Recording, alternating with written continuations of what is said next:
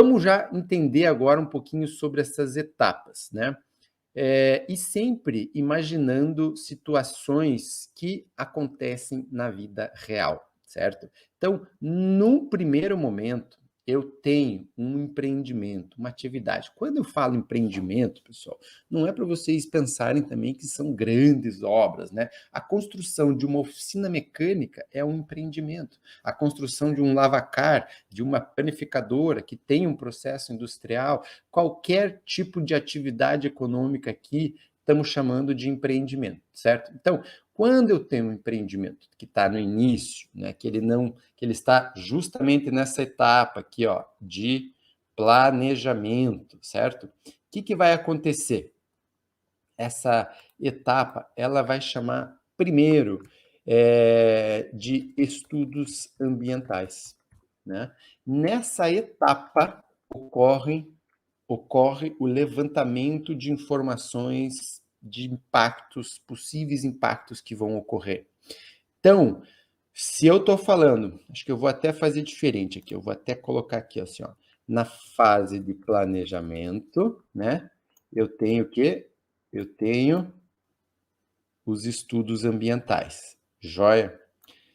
Na fase de implantação, eu tenho já a etapa que ela é muito parecida, o próprio nome já diz, mas é uma etapa bem importante de instalação do empreendimento, mas o que eu chamo de obtenção de licenças, certo?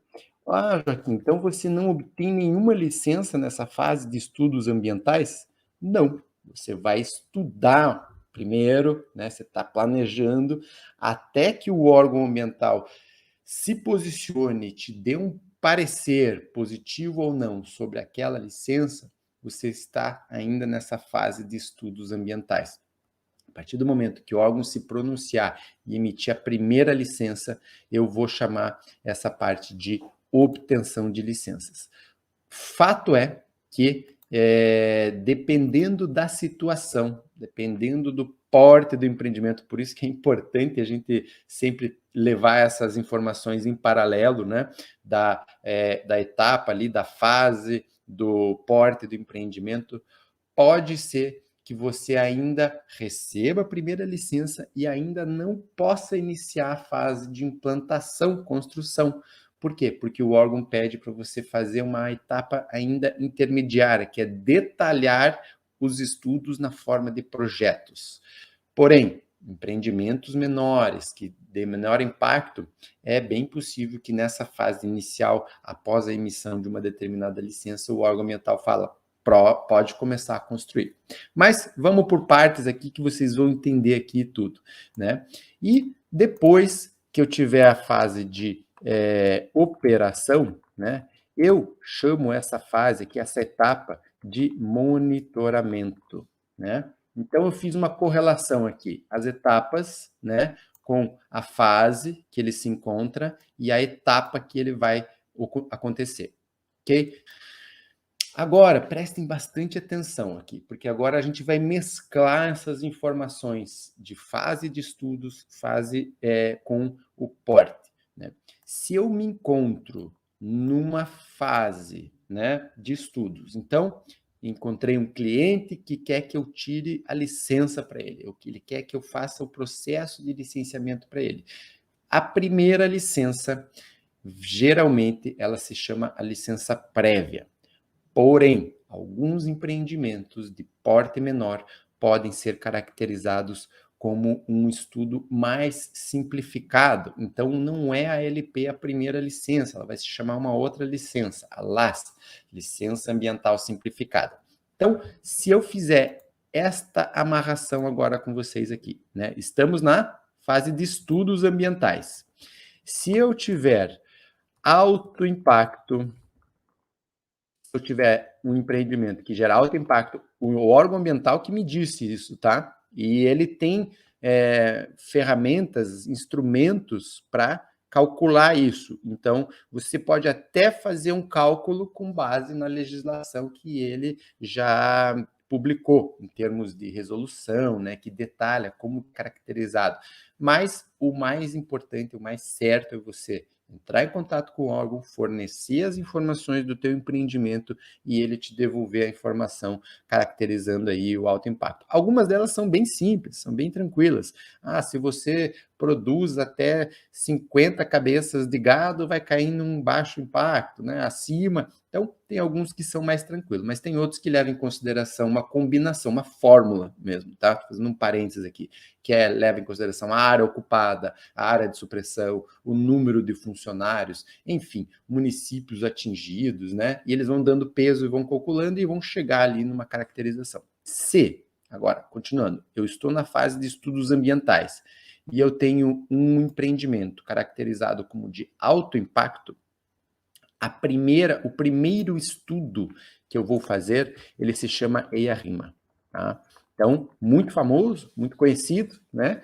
Faculdades aí, Brasil afora, ensinam muito sobre o EIA-RIMA, apesar de que vocês, quando entrarem no mercado de trabalho, não vão utilizar essa informação de cara, porque é muito difícil você sair coordenando e tocando um EIA-RIMA. Pode sim trabalhar num EIA-RIMA, como fazendo parte da equipe, né? Compondo uma equipe, o que seria ótimo, uma grande experiência, mas a grande realidade é essa, né? São empreendimentos caros, são estudos caros, volumosos, que levam de 6 a 18 meses, dependendo da situação, né? Um ano é o mais clássico aí, onde você tem que pegar pelo menos uma fase de época de chuva, uma época de seca, enfim, estações diferentes, sazonalidades diferentes. Por quê? Porque o meio biótico, ele responde, muitas vezes, os dados que nós coletamos em campo, eles dependem do clima e da época do ano. Então, se você vai numa época onde não está tendo reprodução de peixes, por exemplo,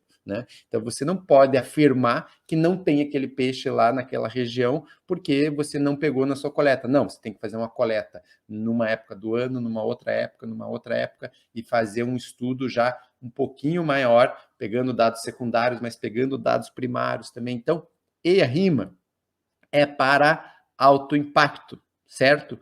Gravem isso daqui. Se eu tiver na mão um EIA-RIMA, automaticamente a minha chave aqui já tem que me remeter a, cara, esse empreendimento é grande. Esse daí deve gerar, que impacto que ele gera, que é tão grande assim. Beleza? Joia. Agora, se eu estou na fase de estudos ambientais e eu tenho um empreendimento de médio impacto, qual é a etapa aqui? Qual é o estudo ambiental que eu vou fazer? Qual é o nome do documento, do relatório? Vou fazer um RAS, tá? Então, o que é RAS? Acho que é onde eu vou ter que escrever aqui para o pessoal, às vezes, só estudo de impacto ambiental. Joia? Agora, se eu tenho um RAS, o que é o RAS? Relatório ambiental simplificado, né? O RAS, pessoal, ele é um tipo de estudo que pega empreendimentos de médio impacto e que tem a mesma cara, a mesma estrutura de um EIA-RIMA, tá? Só para lembrar, né? O EIA é o estudo, o RIMA é o relatório, tá? No caso do RAS, já é um estudo e relatório já. E é a estrutura praticamente a mesma. Você vai apresentar as mesmas informações, vai apresentar a mesma estrutura de dados, de informações. Tá, mas e aí? Qual que é a diferença, né, entre EIA e RAS? É o porte. Você vai talvez ter que fazer menos campanhas, você vai ter que fazer uma coleta de dados não tão aprofundada quanto no EIA, né? Você vai fazer, em vez de 4 campanhas, vai fazer 2, né? Então, você vai também ter um esforço grande, mas num impacto numa área provavelmente menor. Então, se o órgão ambiental entendeu que aquela classe, aquele porte de empreendimento está adequado para a realização de um RAS, ele vai entender também que a quantidade de informações que ele precisa para tomar a decisão de aprovar ou não, né, a emissão de uma licença, ela é menor, ela vai ter menos informações também, né? Bom, vamos lá. E agora, o que é a próxima fase aqui, né? A próxima etapa. Estamos na fase de estudos ambientais, hein, pessoal? Lembrem? Então, agora eu vou para o baixo impacto aqui. O que eu tenho no baixo impacto? Que é a grande maioria do que vocês vão encontrar no mercado de trabalho. Para quem está começando, para quem não tem experiência, vocês vão focar suas energias em trabalhos relacionados a empreendimentos que geram baixo impacto. Por que eu falo isso, pessoal? Porque é mais fácil você começar do menos complexo, né? Menos complexo vai ser maior a probabilidade de você ter mais sucesso. Quanto mais ficando complexo com dados e informações que precisam ser cruzadas, a tendência é que você precise ter realmente mais experiência, até porque os portes vão aumentando, os custos vão aumentando e a responsabilidade também vai aumentando. Quando a gente tem, então, um baixo impacto, o tipo de estudo que a gente vai fazer aqui é um chamado RCA. O que é o RCA? É o Relatório de Controle Ambiental. Beleza? O que é esse tal de RCA? A mesma coisa que um RAS e que um EIA numa proporção menor. Ele tem a mesma carinha, a mesma sequência de dados de meio físico, biótico, socioeconômico, porém se entende que os impactos são menores, a área de abrangência ali de impactos, a área de influência dos impactos é menor, uma quantidade menor de parcelas, uma quantidade menor de pessoas entrevistadas, de área a ser estudada, a mesma estrutura de documento você vai ter. Perfeito? Agora eu vou deixar minha tela um pouquinho maior aqui para vocês terem uma visão do que a gente viu, né? Então a gente está falando que, dependendo da etapa, né? Estamos na fase de planejamento. Essa fase de planejamento, eu estou buscando informações, estudos ambientais. Dependendo da situação, eu vou ter um estudo aqui que eu vou fazer, que é o EIA, dependendo é o RAS, dependendo é o RCA. Tem órgãos ambientais que chamam essa fase aqui, esse documento, esse relatório para baixo impacto, de estudo ambiental simplificado. Tá? Depende um pouco de cada órgão. Então, se você fala assim, putz, Joaquim, mas aqui no meu estado, aqui o pessoal não pede esse tal DRCA. Aqui é o tal do estudo ambiental simplificado. É a mesma coisa, tá? É a mesma coisa, só tem um nome diferente, porque o órgão ambiental entendeu que para ele é melhor usar aquela nomenclatura, tá? E tem eu vou avançar e depois eu volto aqui em mais um porém, que é bem importante a gente saber também, tá? Vou deixar minha tela um pouquinho maior aqui para vocês focarem aqui agora na sequência, né? Então a gente está falando de quê, gente? De etapas, rito processual.